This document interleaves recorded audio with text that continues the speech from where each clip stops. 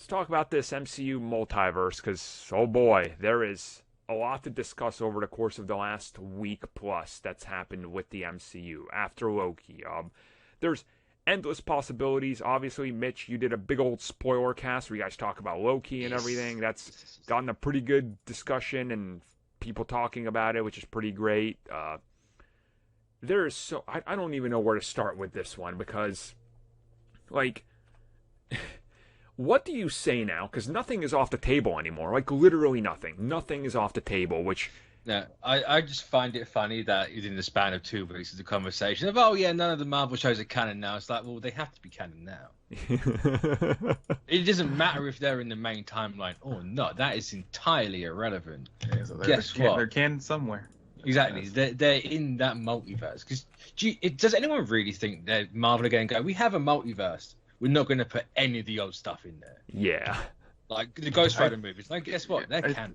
I think it's hard for people to grasp that, everything potentially can be canon in the multiverse because they don't know that, with the multiverse, slight major differences or slight differences can happen. Mm-hmm. So, like, if you wanted Nicolas Cage as Ghost Rider to show up, well, now he can. Whether you like it or not, he can show up. And in fact, like, Agents of S.H.I.E.L.D. is the easy thing to explain. Oh, guess what? We just had this dude controlling how time went. Yep. And if any deviation happened, it's just like, well, that's why S.H.I.E.L.D.'s in the same timeline, but it's slightly different. Mm-hmm. It's just a different multiverse. Well, there's also... Obviously, humans is canon. Don't be silly. Yeah, no. You pick and choose that one. There's also the whole thing of and again, it was Victoria Alonso that talked about it. She was like, well, if you look at the, talking about the multiverse and what's coming, and then the director of Loki as well followed up an interview saying, if you look at the timeline, how it branches off into that tree, notice that the big branches branch off, and some of those branches connect back to the main sacred timeline. So she confirmed that you're going to see ramifications of the multiverse branching back into the MCU in interesting ways. I'm like, that's your in for Agents of S.H.I.E.L.D. and Netflix and all that. And, I just want to apologize to Charlie Cox's family because he's been working so much on every MCU project. He is carrying the company on his back, and he's not even back yet. Why do you think it's called Spider-Man No Way Home? It's... he's doing it. He has so many projects. He's even doing a solid for con goers, signing, memorabilia for them. Doesn't have to, but he's a working dude. They say that a hero to save us.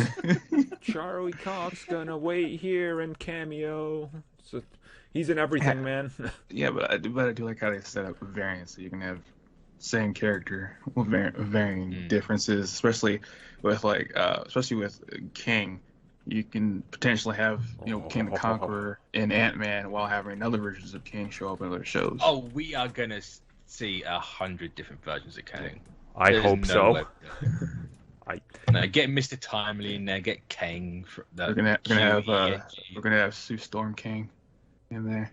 Oh, don't I love?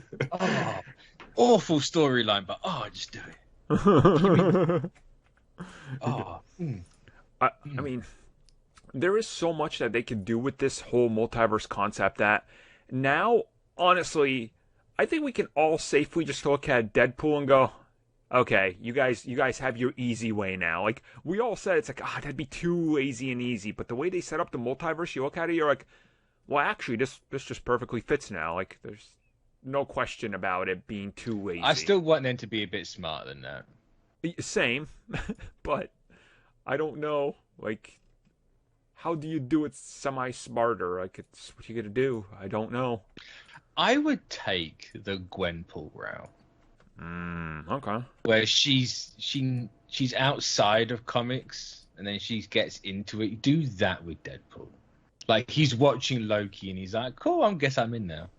And or something like that. Well, he gets sucked into the TV. Yeah, why not? Space Jam, yeah. Why not? Why the hell not? It's Deadpool, it would work. I mean, that's, I was saying that the entire time. They just need to Space Jam the hell out of it. That way, it keeps the Fox-Men movies out of everything.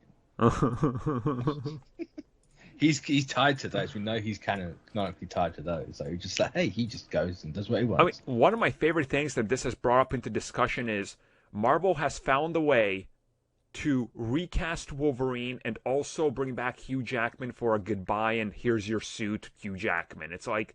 didn't you know that Hugh Jackman's going to come back to the MCU as Logan? I mean, he can. He can. Why not? Oh, man. Seeing that picture of when people say that you look so good you can still play Wolverine, then looking at your own body. Yeah, you can't play Wolverine anymore. Because, like, you know... the question is, do they actually make all the old Marvel stuff canon, or do they make their own versions of that Marvel stuff? Like that 90s Captain America movie. Do we take inspiration from that? We just have a variant of it. Oh, if it was up to me, I'd do the variant route and have Laura and Jimmy in the MCU. I absolutely agree. Well, first up, I do like the idea of bringing back Italian Red Skull. I like that idea from the old Captain America movies because that was terrible. So they should definitely do that. Because, like, you know, we're at the amount of times we're seeing these ironic costumes, like the old classic 60s ones, like just it works on screen to an extent. Do all this old stuff. Yeah. And it just gives you that more variety at this point. Yeah, that's why. I mean, like, we've seen so many of those early 60s classic suits. Like, people have accepted them as, you know, for the most part, prototype suits. So it's not really that, you know, weird to see them on screen. No.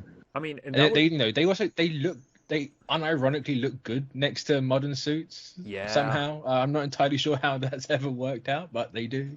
So hey, Roger Corman's Fantastic Four, get on in here. Most accurate FF we've ever had. Like, come on in, done.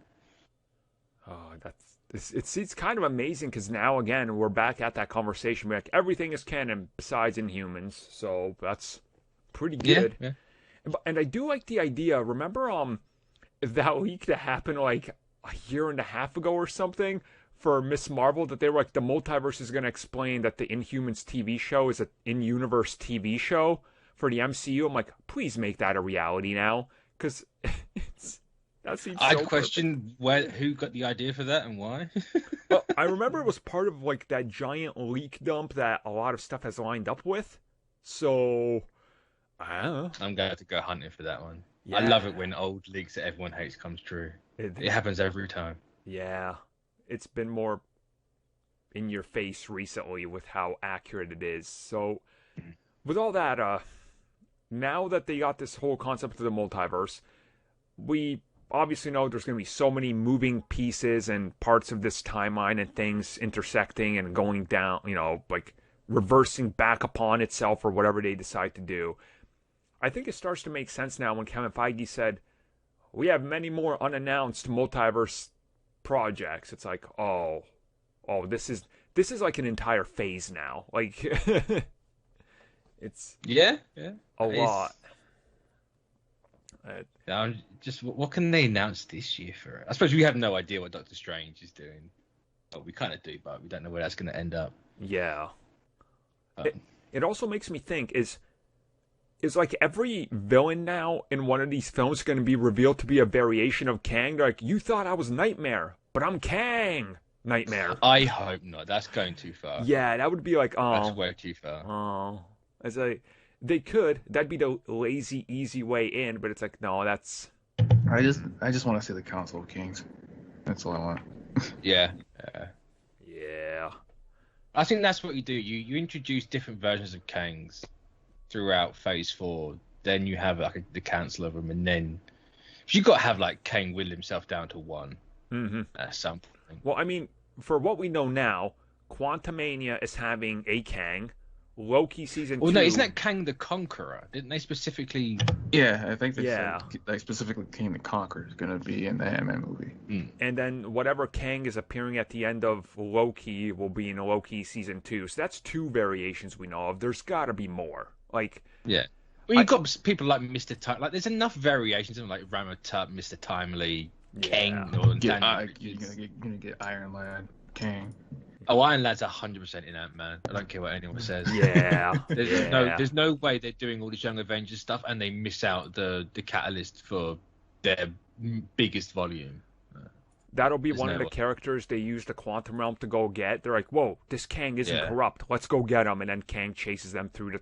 I mean, it kind of writes itself. You're like, yeah, okay, I could see how they could cheese their way into this. So I'll say they're gonna go visit that city or the Chronopolis. They're gonna find this kid. The kid's running away from something, and they're gonna find out he's a future Kang. Whatever that means. He's getting bullied by all the other Kings. Exactly. You've got to introduce the movie people into this story that we're setting up here. And it's just like, hey, yeah, this is Kang, and then we'll find out there's 100 different variations of him. You're gonna see Immortus from Loki. You're gonna see all this other stuff.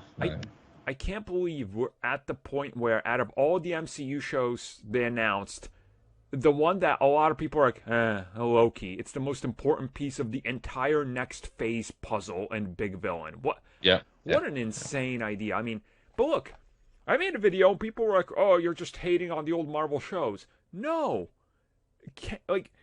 Kang's reveal in Loki and what Disney has done has proven that the old TV could never do anything like this. Like, the old TV was never on this level, and it was never gonna be. And these Marvel shows have proven that this is what we always wanted, but because of legality and other people calling the shots, we could never have it. And it's sad it took this long, but at least now it's kicked off in such an important, huge way that you're like, well, now you literally don't want to miss anything. Like, I can't imagine being a person that's not going to watch the Disney Plus shows and then watch whatever next Avengers film happens, or Captain America 4 or something. You're going to be like, what have I missed? Like, well, at least with something like Captain America 4, you know, Sam in the show didn't really end in a place that different to where we saw him in Endgame. Yeah, because he gives him the shield, so it's like, you can presume he just gets a suit. Yeah. Yeah, so you're missing an arc there for that character, but you're not missing everything. Like, you know he was set up to be Captain America going forward. Whereas something like Wonder, maybe at the minute, Loki, Loki. We're gonna see Loki. He's in the movies again. Like, no doubt he's in Doctor Strange. People are going to be confused as hell. What the hell he's doing. I'm just getting like flashbacks from people saying, I'm only going to watch these next 2 movies and then I'm out. I'm like, so you don't want to watch like the potential of a Secret Wars movie? Which people always say they're going to be out, and look what happens. I mean, like, they're never out. They're in.